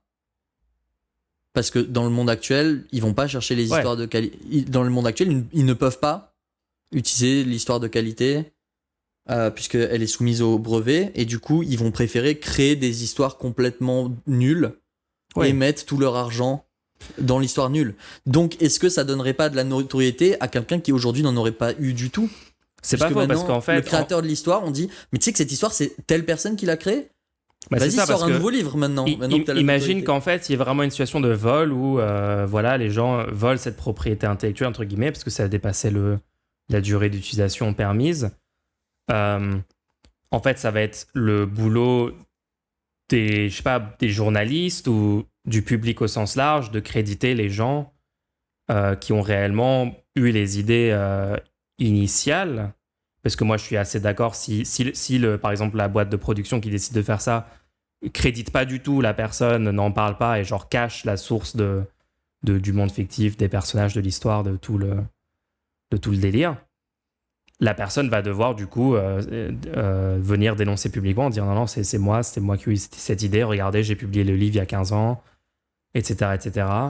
Et après, ça me donne une idée ce que tu viens de dire là. Ouais. Ça me donne une idée parce qu'on pourrait commencer les droits, c'est-à-dire le décompte des 10 ans ou des 15 ans, on pourrait le commencer à partir d'un seuil de rémunération. Par Ah exemple, oui. En mode, si, il faut avoir une certaine réussite. si au bout de, par exemple, je sais pas, genre 1 million d'euros Oui. rapportés grâce à une propriété intellectuelle, dès que tu as gagné ce million d'euros, là, il y a un décompte qui commence de... vu que tu t'es fait 1 million d'euros avec cette propriété intellectuelle, tu as été Ouais. rémunéré pour cette propriété intellectuelle. Ouais, Tu donc peux en gros, il faut continuer avoir percé, et tant que t'as pas toi-même percé avec tu peux surfer ton pendant truc. 10 ans sur cette propriété intellectuelle, mais au bout de 10 ans, c'est bon, quoi. Et là, dans ce cas-là, tu pourrais même réduire la durée, ouais, à 10 Ouais, ans, peut-être même t'as moins. vu comment j'ai réduit à 10 ans sans Je trop suis en assez parler, chaud, hein. ouais. Je suis assez chaud. J'ai fait passer Ah ouais. le 15 ans à 10 ans sans même t'en parler. Dans le cas de J.K. Rowling, genre, elle est littéralement milliardaire avec ses livres, mais elle continue de toucher les royalties même pour les films ou les jeux vidéo qui sortent cette année. Enfin, ouais. C'est Et sûr le que- dernier, c'est le trademark. Parce qu'il faut passer aux autres questions, là, les Oui, gens. oui. Bah, elle est bien cette question. Ça, N'hésitez pas, vous pouvez on en a pas continuer. parlé de ça encore. Vous pouvez continuer à poser des questions. Apparemment, le setup qu'on a fait fonctionne. Tout marche. Attends, Moi, je suis content. Je suis content qu'on ait réussi à distance. touche du C'était bois. pas gagné pour aujourd'hui. C'était pas gagné. Ok, donc pour finir la question, les trademarks, on garde les trademarks. Voilà. Ok, donc pour toi, Apple peuvent dire nous, on est la pomme et c'est bon, quoi. Non, Interdit ils de peuvent vendre pas de pommes, actuellement. J'ai dit on garde les trademarks. Ils peuvent pas actuellement faire ça. On garde totalement le système actuel de trademark. Bah, le fait est que si on n'a pas de brevet, je pense les gens vont se référer au fait que c'est cette entreprise-là qui a inventé le truc. Et comment est-ce qu'on fait pour discerner d'où vient l'objet? C'est vraiment les trademarks aujourd'hui qui permettent de faire ça. Par exemple, si toi t'inventes le MacBook Air, ok? Oui. Eh ben, quelqu'un pourra faire des MacBook Air à côté en utilisant les mêmes technologies que toi, mais il y aura que toi qui aura la pomme. Et du coup, si les gens veulent acheter le truc fait par le créateur de l'invention, c'est Non, bien je de suis savoir assez- qui l'a fait. Ouais, je suis assez convaincu. Et attends, il y avait aussi un autre élément dans la question secret industriel. Qu'est-ce que tu penses du secret industriel? C'est en gros Ah non, c'est pas comme les Non, brevets, non, exactement. non. Il y a eu des lois pour renforcer le secret industriel. Moi, je suis pas à l'aise avec ces lois-là. Elles empêchent les lanceurs d'alerte de pouvoir agir. Je pense que s'il y a quelque chose qui semble troublant, n'importe qui devrait pouvoir en parler librement sans avoir peur de coûter des millions d'euros. Parce que c'est ça actuellement, hein, c'est si tu sors un secret industriel et que les avocats ils arrivent à montrer que, enfin je crois que c'est comme ça que ça fonctionne, ils arrivent à montrer que tu as coûté de l'argent parce que tu as révélé un secret industriel, tu dois... Enfin bref, c'est une catastrophe. Ouais. Moi je pense que C'est une menace qui pèse sur. quand tu signes un contrat, tu es représentant, tu représentes l'entreprise, tu te dois de pas partager ce que fait l'entreprise sans autorisation, etc. Bien sûr.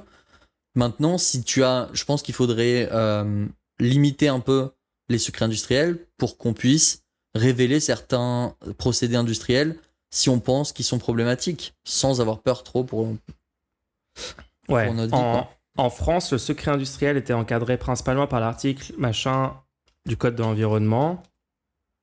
Mais à la suite du Grenelle de l'environnement et des engagements de Sarkozy, qui a créé un droit à la transparence totale des informations environnementales de l'expertise. Ok. Ah, sur les OGM notamment. Ouais, mais l'autre partie de la question qui était plus intéressante, c'était quand même sur comment est-ce que ça fonctionne avec est-ce que c'est compatible avec le bon fonctionnement des coopératives entrant en concurrence sur le marché libre et non faussé? Oui. Bah, réponds-nous alors. Bah oui. Puisque tout ce qu'on a dit précédemment s'applique pour des entreprises. Les coopératives sont des entreprises. C'est juste des entreprises qui fonctionnent mieux, sont plus productives, ont une association et une décision prise démocratiquement par tous les travailleurs qui y participent. Donc, ouais, on est sur le cadre d'un marché. En fait, c'est ça vraiment l'avantage de ce système politique-là où on dit, bah, on garde un marché, mais c'est juste qu'on le rend beaucoup plus sain parce qu'on garantit les besoins vitaux, mais on garde le principe d'entreprise sur un marché qui peuvent proposer des produits et et genre donner des offres commerciales au public, etc. D'ailleurs, c'est C'est plutôt qu'en fait, cool. ça ressemble pas mal au système actuel. C'est juste beaucoup plus sain, avec aucune Ouais. exploitation d'une classe par une autre, aucun vol des actionnaires de l'argent et de la valeur produite par les travailleurs. Et d'ailleurs, ça Et de permettra. la démocratie au lieu de littéralement être une dictature, parce que les entreprises actuelles sont juste des dictatures. Ça permettra à pas mal d'entreprises d'émerger, puisque en utilisant le modèle de coopérative, elles rentreront en compétition avec d'autres entreprises qui n'ont pas le modèle de coopérative, seront moins compétitives, et les brevets les empêcheront pas de rentrer dans le marché. C'est ça qu'il faut voir aussi. Ouais. Pas Ok, faux. on passe. Ok, cool. Prochaine question. Une question. On l'a traité. Alors là, on tombe sur une question assez métaphysique. Oula. Pourquoi la vie? Quelqu'un nous a envoyé pourquoi la vie? Pourquoi la vie, quoi? Bonne question.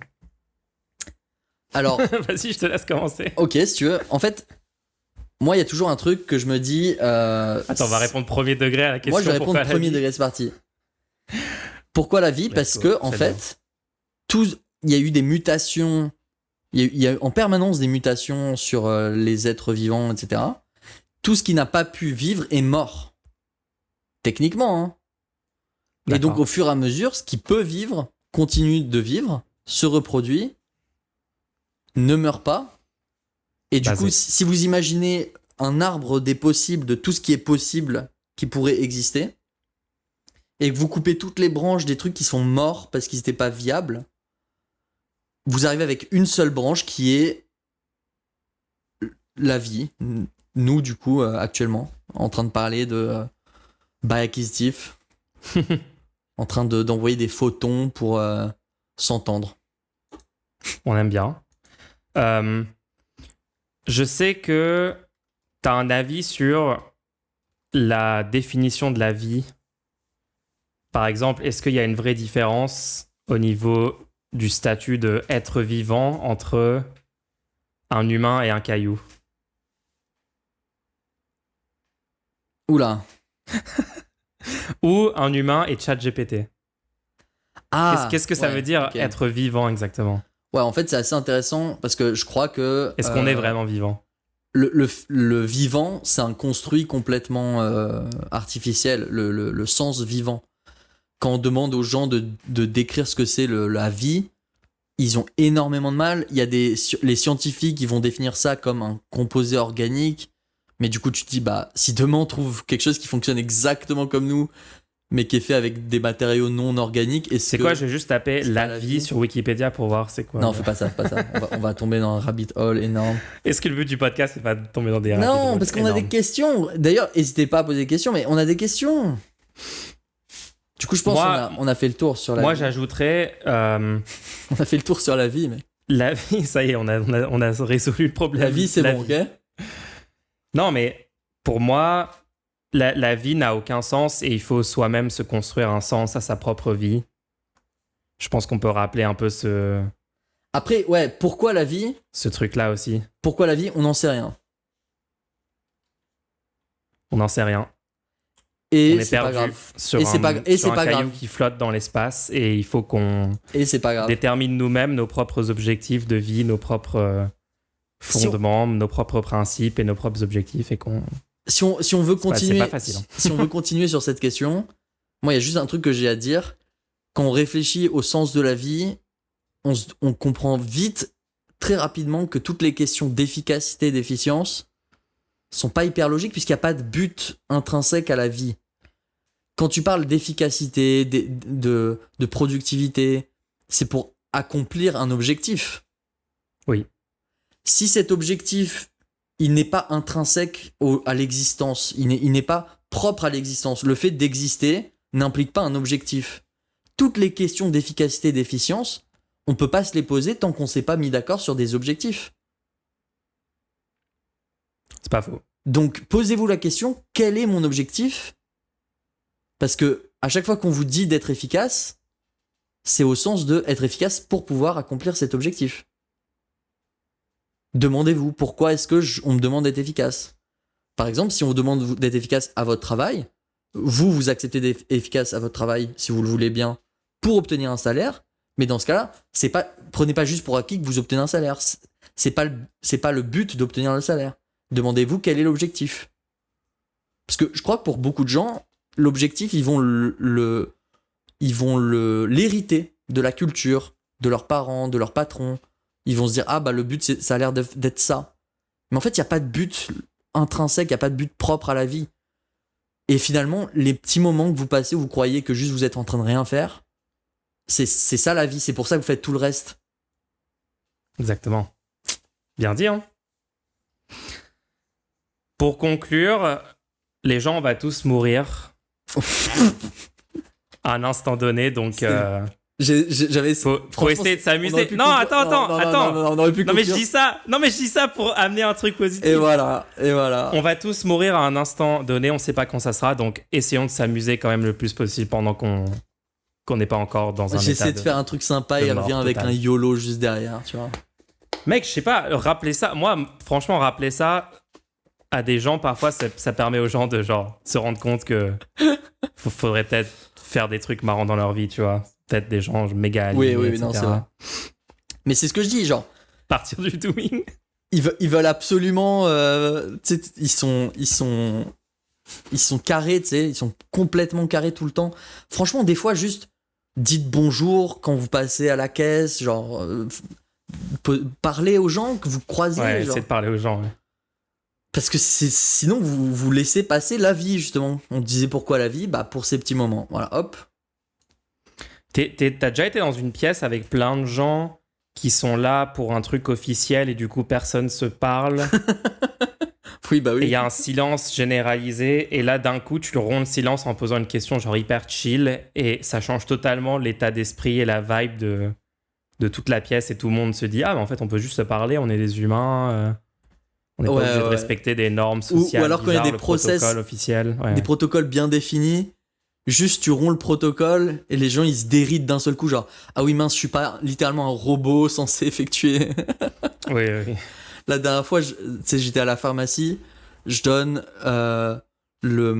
l'ordonnance, la carte vitale, tu sais, t'as plein de papiers à donner. À la fin, je dis genre « Est-ce que vous voulez aussi un ticket de RER ?» Tu sais, je continue à donner des papiers qui ont plus aucun rapport. Oui. Et la personne a juste rigolé, genre ça y est, je parle à un humain maintenant à partir de maintenant dans l'interaction. Et jusqu'à maintenant, c'était un pantin du capital. Pantin du capital. Mais ouais, les gens, c'est normal hein, que de se mettre dans un mode automatique, c'est comme ça que tu arrives à cope. On peut comprendre. Ok, bon. Il y a une question qui a été posée pendant le... Alors déjà, je trouve on a bien géré vu la question qui est littéralement PK, la vie, VI. Ouais, la question c'était PK, la VI. Faites des dons les gens, posez des questions. Après, regardez ce qu'on produit à partir de vos questions. On essaye vraiment de traiter votre question. Low effort. Du coup, moi je sais pas si je l'ai celle qui est arrivée en cours de route. Ah attends, je peux... Ouais, je la rajoute. Ah c'est bon. Tu vois ? Pour optimiser l'argent public, est-ce que vous voulez que la sécurité sociale, CPAM, CAF, etc., accède directement à votre compte en banque pour en limiter les usages ? Exemple, interdiction d'acheter une catégorie de produits ou services, obligation de souscription à des assurances, etc., etc., etc.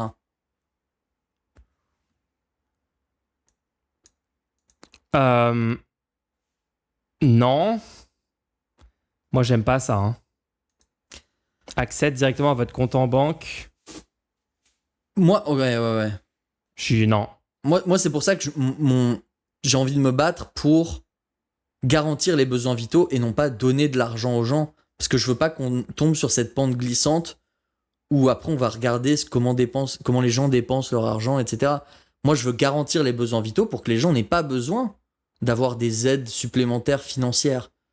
Oui, ça veut dire le choix de sur quoi tu vas le dépenser. En fait, on le fait collectivement et on décide de services publics qu'on se donne, dont on se dote nous-mêmes en tant que citoyens. Et comme ça, il n'y a pas besoin de fliquer les gens sur leur compte personnel bancaire pour savoir sur quoi ils le dépensent. Je suis totalement d'accord. D'ailleurs, les dernières aides financières qui auraient besoin de donner, qui seraient pas des aides familiales, etc., ça serait bien carrément qu'elles soient directement données sans avoir à faire une demande auprès de la CPAM, la CAF, etc. Oui. Donc au final, non, du coup on est contre le fait que la banque, qu'on accède à ton compte en banque pour limiter l'usage de l'argent que tu en fais. D'ailleurs c'est pour ça à chaque fois je m'oppose, tous les gens qui proposent des bons alimentaires, qui proposent des chèques alimentaires, etc., je m'oppose à ça, parce que du coup tu La pousses... sécurité sociale alimentaire. Ouais. Tu pousses en fait les gens à faire une dépense particulière et tu les empêches de gérer leur argent comme ils veulent, et ce qui fait que au final du coup ils perdent de la liberté d'action. Tandis que si tu leur garantis des besoins vitaux, là on se met tous d'accord que c'est des besoins vitaux, il y a plus ce flou dans lequel tu dis mais si t'as le choix parce que tu peux manger ce que tu veux. Tu vois, alors que non, Ouais. t'as besoin de te nourrir, donc juste donnez-moi à manger et derrière moi je gagne mon argent et je fais ce que je veux avec mon argent. Voilà.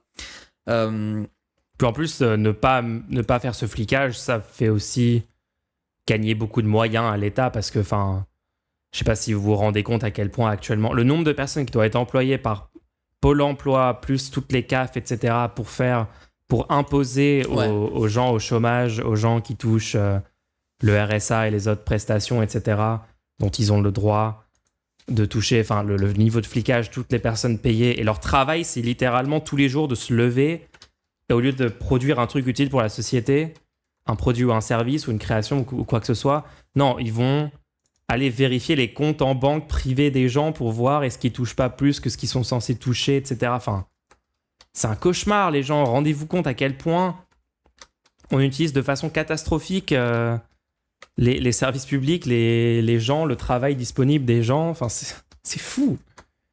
On est dans une dystopie. Mais on va en sortir. La CAF, c'est vraiment une des pires choses. Toutes mes expériences et les expériences de mes amis avec la CAF, ça a été une révélation pour moi ces dernières années. Très, très, très problématique. Est-ce qu'on passe à une prochaine question ? On a une question super intéressante. Quel est votre but dans votre création de contenu ? Proposer un nouveau média d'opinion ? Ou bien simplement diffuser les idées qui vous semblent les plus bénéfiques au bien commun ? Alors déjà, moi je répondrais que le concept de média d'opinion, j'ai jamais vraiment compris ce que ça voulait dire parce que chaque média exprime techniquement des opinions. C'est-à-dire que rien que dans le choix des sujets qui vont être couverts par un média, ça a une certaine orientation qui reflète des opinions. Je sais pas, un média qui couvrirait tous les jours les agressions et les meurtres en France, ça fait avancer certaines idées, donc c'est orienté, donc ça a une opinion. Et si c'est d'autres informations qui sont couvertes, ça reflète aussi une opinion, donc je sais pas trop. Enfin, c'est l'opinion que ces informations-là sont les informations importantes à diffuser, à être connues du public, donc voilà, c'est une opinion. Moi non plus, je comprends pas très bien, parce que parler de médias d'opinion, ça sous-entendrait qu'il y a comme tu as dit, qu'il y aurait des médias qui ne seraient pas d'opinion. Exactement. Or, tous les médias sont faits par des humains et tous les humains ont des opinions et il est quasi impossible de ne pas faire transparaître ces opinions lors de la création de contenu littéraire. Là, on parle pas de journal scientifique, on parle pas de résultats mathématiques, on parle vraiment de écrire des articles, de choisir des sujets d'actualité. Rien que même si vous aviez des articles complètement neutres à 100%, ce qui n'est pas possible, encore une fois, mais juste la sélection des articles elle-même, le positionnement des articles dans le journal, la une, quelle une vous allez faire. Vous pouvez pas avoir sur votre une tous les événements qui se sont passés dans la semaine qui vient d'arriver. Choisir des sujets, c'est choisir des sujets qui ne seront pas couverts aussi. Hein. Donc un média est forcément d'opinion. Donc à partir de là, proposer un nouveau média, dans ce cas, la question devient, est-ce que vous voulez proposer un nouveau média ? Et la réponse, dans ce cas, oui, c'est intéressant. D'ailleurs, tout le monde devrait se considérer comme un créateur de contenu, d'informations, et devrait vouloir le diffuser pour essayer de faire avancer la société. Je pense il faut commencer à tous se considérer comme citoyens. On a perdu vraiment la sensation qu'on est citoyen, et il faut regagner cette sensation en jouant notre rôle de citoyen, c'est-à-dire en essayant de parler avec les autres citoyens, en essayant de comprendre, de changer la société dans laquelle on vit, quoi. C'est ça. Être des acteurs citoyens, genre participer au débat citoyen sain et constructif, qui est censé être l'esprit même d'une démocratie. Mais bon, c'est vrai que les gouvernements et les logiques au pouvoir depuis pas mal de temps tentent de faire oublier aux gens que, en fait, ils sont totalement légitimes à avoir des avis, à se renseigner, à faire avancer certaines idées, à lutter pour leurs intérêts, lutter pour le bien commun, etc. quoi, hein. Et du coup, est-ce que le but, ce serait de diffuser des idées qui semblent plus bénéfiques au bien commun? Oui, oui, oui, oui. Vraiment, le but, c'est de diffuser des idées bénéfiques au bien qui semblent bénéfiques au bien commun. Mais pas seulement que les diffuser, les challenger aussi. Parce que si vous, Oui. par exemple, en écoutant cet épisode, vous nous laissez des commentaires, n'hésitez pas d'ailleurs à réagir, à mettre des likes, des petites étoiles et tout sur les plateformes de streaming. Mais si vous réagissez en laissant des commentaires et en nous disant bah ça sur ce point-là c'est un peu n'importe quoi, etc. et que vous posiez d'autres questions, vous veniez par exemple pendant les streams de Mulch pour réagir à tout ça, nous c'est super intéressant parce qu'à chaque fois on apprend des réactions, on essaie de comprendre pourquoi. S'il y a un vrai problème, on y réfléchit, on essaie de changer. Donc c'est pas que diffuser, c'est aussi avoir une vraie discussion, une vraie interaction.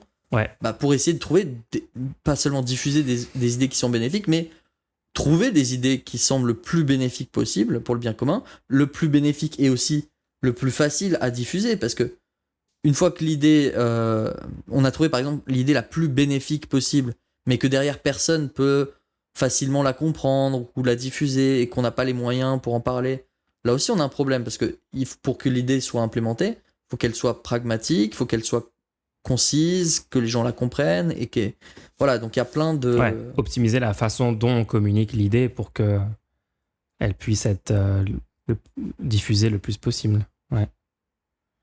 Totalement d'accord avec ça. Je rajouterais aussi que le bien commun, c'est cool et tout. Il faut pas oublier que le bien commun, c'est aussi notre intérêt personnel à tous, techniquement. Parce que souvent, des gens qui vont peut-être avoir certaines positions politiques en commun avec nous mettent en avant ce truc de le bien commun, etc. Je veux vraiment rappeler qu'on a tous un intérêt individuel pour notre vie personnelle, pour être le plus heureux possible au cours de notre vie, à implémenter les choses dont on parle sur le podcast. Moi, je suis égoïste. Moi, quand je propose bien sûr, garantir les besoins vitaux, quand je propose des transports en commun gratuits et toutes les autres propositions que je fais, c'est littéralement mon intérêt personnel égoïste. Je fais pas ça parce que je suis gentil et que je pense que il faut que d'autres personnes que moi soient heureuses aussi, etc. Non. Et je vous invite à adopter aussi cette revendication de l'intérêt personnel qui doit être maximisé. Parce que j'ai l'impression que ça, c'est un truc que les conservateurs, la droite, etc., ils peuvent absolument rien faire pour lutter contre cet argument. Bah, c'est même pas un argument, c'est la réalité. C'est la réalité. Ouais. Ils peuvent rien faire quand on le rappelle. On veut une meilleure vie. Qu'est-ce qu'une meilleure vie? C'est exister dans un monde meilleur. Il n'y a pas que avoir une position supérieure dans le monde existant. Moi, je suis désolé, même si j'étais riche avec des milliards, etc., je me dirais merde, c'est quand même un monde de merde, il y a des gens qui meurent tous les jours, j'aurais fail quand même. Genre, à un moment, il va falloir comprendre que si on veut avoir une meilleure vie, on va le faire ensemble. Parce que dans le système qu'on vous propose actuellement, les gens qui ont des milliards, ils vivent dans un monde pourri, dans lequel il y aura quand même le dérèglement climatique. S'ils veulent rester dans leur position, il y aura quand même le dérèglement climatique, il y aura quand même des centaines de milliers de gens qui meurent autour de vous. Enfin, je sais pas, c'est pas une bonne situation. C'est une fois que vous aurez acheté 2-3 voitures ou je sais pas quoi, au bout d'un moment vous direz merde, je fais quoi de mes journées, genre c'est quoi à quel moment retrouver dans un monde cyberpunk avec une oligopole de méga entreprises. Ouais, non, c'est pas idéal. Honnêtement, moi je veux juste des trains, je veux juste des TGV qui vont à 500 à l'heure avec des wagons avec de la musique et des poufs et des. Donc ouais, pour résumer, stylées. quel est votre but dans votre création de contenu? Avoir personnellement une meilleure vie. Exactement. Travailler pour les intérêts personnels exclusivement. exclusivement pour notre intérêt. C'est-à-dire le bien commun. Voilà, Et pouvoir en vivre aussi, techniquement. Bah oui. Et d'ailleurs, si vous voulez assurer la viabilité de cette émission, n'hésitez pas à faire des dons pour qu'on puisse continuer à vous proposer ça. Nous, ça nous fait plaisir de vous faire ce contenu. Et si vous, ça vous fait plaisir que ce contenu existe, essayez de faire en sorte qu'on puisse le produire. Exactement. Merci à tout le monde qui finance le contenu. Vous pouvez aller sur lerendez-nous.fr si vous voulez. Donc, question suivante. Selon vous, quel est le problème principal pour les travailleurs? L'innovation technologique ou l'accaparement par le capital de la valeur créée par le travail? Ah, alors ça, c'est pas super compliqué comme question. Pas trop, non. Moi, j'ai jamais compris les gens qui ont un problème avec l'innovation technologique. J'ai l'impression que ça existe quand même en France. Hein. Moi, j'ai regardé sur Stream l'autre jour une vidéo de quelqu'un qui était carrément intrinsèquement contre l'innovation technologique parce qu'il essaye de faire des arguments autour de l'impact écologique, de l'effondrement, de choses comme ça, en comprenant vraiment mal ce que c'est l'innovation technologique en soi, ce qui est purement le fait d'avoir la connaissance de comment faire des nouvelles choses, des nouveaux objets technologiques, des nouvelles méthodes, des nouvelles choses comme ça. Donc c'est juste l'humanité a plus d'options dans son arsenal et c'est en aucun cas telle ou telle implémentation concrète au niveau de la société, de la technologie. Donc ça, j'ai jamais compris le fait d'être contre les innovations technologiques. Ça me semble être une position genre obscurantiste ou pro-ignorance ou conservatrice. Enfin, je vois pas du tout la logique de ça. Malheureusement, ça existe. Donc non, l'innovation technologique, c'est que positif pour moi parce que ça rend l'humain plus libre, c'est-à-dire les gens ont plus d'options, on a plus d'options de choses à faire. L'autre chose, c'est l'accaparement par le capital de la valeur créée par le travail. Bah oui, ça c'est clairement un problème. Donc,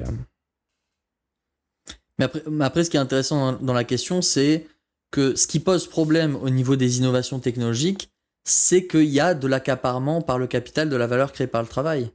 Ah oui. Si on revient sur le truc de...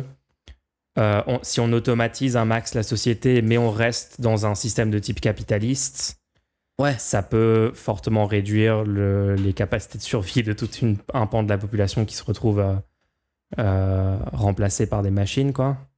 En fait, le problème, c'est que quand tu disais oui, l'innovation technologique, elle apporte des libertés pour plein de gens et tout, le problème, c'est que ça apporte aussi des libertés à hauteur de ce que tu peux investir dans ces nouvelles technologies. C'est-à-dire que toi, à ton échelle, ben oui, tu vas pouvoir acheter une machine à laver, tu vois. Et même ta machine à laver, c'est déjà incroyable dans ton quotidien par rapport à ce que tu aurais dû faire normalement. Mais une personne qui a des moyens énormes parce qu'il a accaparé par le capital de la valeur créée par le travail, il va se retrouver avec les moyens d'utiliser cette même innovation pour, par exemple, construire toute une usine qui permettra d'avoir des rendements fous par rapport à la matière première qu'il doit acheter. Et du coup, ça va avoir un effet vicieux, tu vois, un cercle vicieux, où plus tu as des moyens, plus les innovations vont te permettre de mettre ces moyens à contribution pour avoir encore plus de ressources. Et du coup, c'est à ce moment-là que les innovations semblent problématiques, puisque elles profitent beaucoup plus à ceux qui ont les ressources de les utiliser. C'est sûr. Mais ce qu'il faut voir, c'est que du coup, dans ce cas, c'est pas l'innovation le problème. Ce serait comme de dire, il faut absolument interdire les couteaux parce que des gens s'en servent pour tuer. Non, on n'a pas été trop débiles, on a interdit les couteaux à l'extérieur parce que les gens tuaient avec les autres gens, tu vois. Mais on s'est dit, ça peut être sympa de les garder pour couper des trucs chez vous pendant que vous cuisinez, etc., etc. Donc, de la même manière, pour les innovations technologiques, il faut voir que mince, ça dévoile un énorme problème de la société capitaliste, qui est qu'en fait, il n'y a que les mêmes qui profitent parce qu'ils accaparent les richesses. Et du coup, il faut diminuer les inégalités de richesse. Et ça peut être très simplement fait en mettant en place un impôt progressif sur le patrimoine. Et une fois que tu mets un impôt de ce type-là, les inégalités, elles vont diminuer. Et du coup, la capacité d'utiliser les innovations technologiques pour se faire de la thune, elles seront limitées. C'est-à-dire qu'au bout d'un moment, investir dans acheter plein de machines ne te sera plus rentable et donc tu vas arrêter. Ouais. Et de cette manière-là, l'innovation, elle est cool parce qu'elle a permis à ton entreprise d'exister. Mais derrière, le boulanger ou je ne sais pas quoi, il pourra lui aussi se l'acheter parce que les inégalités seront plus petites. Et il pourra se l'acheter et lui être comparativement à l'énorme entreprise qui aura du coup plus d'impôts puisque ce sera un impôt progressif, pourra continuer à, par exemple, faire à la main s'il veut et rester compétitif, tu vois. Oui, ouais. Donc, c'est vrai que moi, je vois des situations où l'innovation technologique peut faire peur dans un système ultra inégalitaire capitaliste comme aujourd'hui. Ouais. Tu vois, l'hypothèse que les milliardaires vont avoir accès à comment on dit, quand ils deviennent littéralement des cyborgs, etc. Là.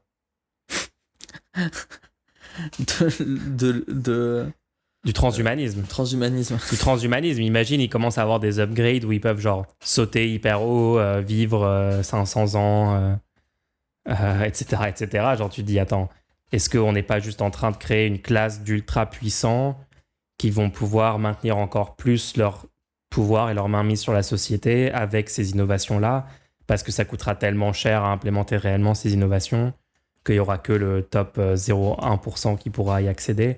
Et là, ça devient flippant. Du coup, voilà, moi je suis pro-innovation technologique. Passons le plus rapidement possible à un meilleur système social et économique. Comme ça, on pourra faire toutes les innovations et améliorer la vie de tout le monde en n'ayant pas à se soucier de tout ça, s'il vous plaît. Si vous êtes vraiment pro-innovation, vous voulez un monde où les innovations conduisent au moins de problèmes sociétaux possibles pour qu'on puisse les continuer. Et une fois qu'on voit qu'une innovation, elle sert tout le monde, bah mettons-la à disposition du plus grand nombre. C'est-à-dire que là, on voit que l'innovation d'avoir, par exemple, un réseau social sur lequel tout le monde peut se contacter, poster leur opinion, etc. Ça, on voit que ça sert à tout le monde. Est-ce qu'on veut vraiment que ça appartienne à une personne ? Ou est-ce qu'on se dit pas, là, c'est devenu cette invention est tellement évidente que maintenant, on va en faire un service public, on rachète les droits et puis on la met en usage libre pour tout le monde, tu vois. Il y aura plein d'innovations comme ça où, bah, par exemple, on parlait de logement tout à l'heure, je pense qu'il sera mis à disposition de quoi laver tes habits dans des machines à laver, tu vois. Bah ouais. Donc la machine à laver devient techniquement un droit au bout d'un moment, genre, au bout d'un moment, les innovations deviennent tellement... En fait, on se rend compte que ça fait partie du quotidien des gens, quoi. Et du coup, on se dit, bah, en fait, tout le monde va utiliser une machine. Pour on en est, tout le monde va utiliser une machine pour laver son linge sur le territoire. Venez, on le garantit, tu vois. Ouais. On garantit aux gens de pouvoir laver leur linge. Non, mais tu vois, sur plein d'innovations comme ça. Ah, totalement. Ouais. Non, je suis totalement d'accord. La téléphonie, moi, je pense que ça y est, la téléphonie, elle est arrivée à un point où on a compris, quoi. On en a besoin. On a besoin de pouvoir, techniquement, s'appeler les uns les autres. Les citoyens d'un pays doivent pouvoir se contacter. Et je pense que pour le téléphone, on devrait juste arrêter de déléguer ça à des entreprises privées. On sait de toute façon qu'on aura tous besoin d'un téléphone. Totalement d'accord. Du coup, au moins, par exemple, les téléphones fixes, la ligne fixe, elle est garantie par l'État, par exemple. Ça coûte rien du tout, l'infrastructure, elle est en place. Ouais. Du coup, juste pouvoir être contacté, pour être recontacté, ça, on peut pas garantir ça pour les gens. Très bonne conclusion. Bah écoute, on a fait pas mal de questions, franchement, aujourd'hui. Hein. Ouais. C'est cool de rattraper un peu le stock. Bon, là, on était en remote, on était à distance. Ce sera peut-être encore comme ça. Ce sera peut-être encore comme ça la semaine prochaine. Ça le sera. Je dis ça. Ce sera comme ça la semaine prochaine. Bon, j'ai hâte de revenir te voir. Oui. En personne. Oui. Normalement, juste après ça. Et les gens, si vous avez aimé le podcast, n'hésitez pas à poser des questions pour l'épisode suivant, même au cours de la semaine. À le partager en masse avec toutes les personnes qui pourraient être intéressées par ce type de contenu. Bah ouais, il y a 5 épisodes maintenant. Il y a 5 épisodes de qualité. Oui. De qualité. Dis-le de façon un peu plus convaincue. Non, je fais exprès. En tout cas, on se donne rendez-vous la semaine prochaine. Rendez-nous la semaine prochaine, tout le monde. Allez. Ciao, ciao.